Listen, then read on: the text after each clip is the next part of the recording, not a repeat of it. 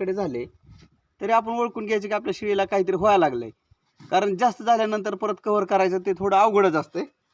आता आमच्या ह्या शेळीला थोडं जास्त झालं तरी सुद्धा आम्ही भरपूर प्रयत्न करून कव्हर केलेला आहे. तर आता हिला बघा थोडं चालताना ही कशी चालते, हिला चालता येत नाही कारण ही सारखं बसते, आजार झाला की बसते.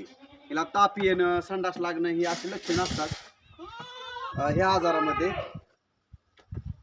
पायाचं बंद हिचं. अच्छा, हिला उभा राहायला सुद्धा त्रास होतो, म्हणून ही शेळी सारखं खाली बसायचा प्रयत्न करते आणि बसते पण. हे तुम्ही बघू शकता की हे बघा, हे असं असं होतं हे.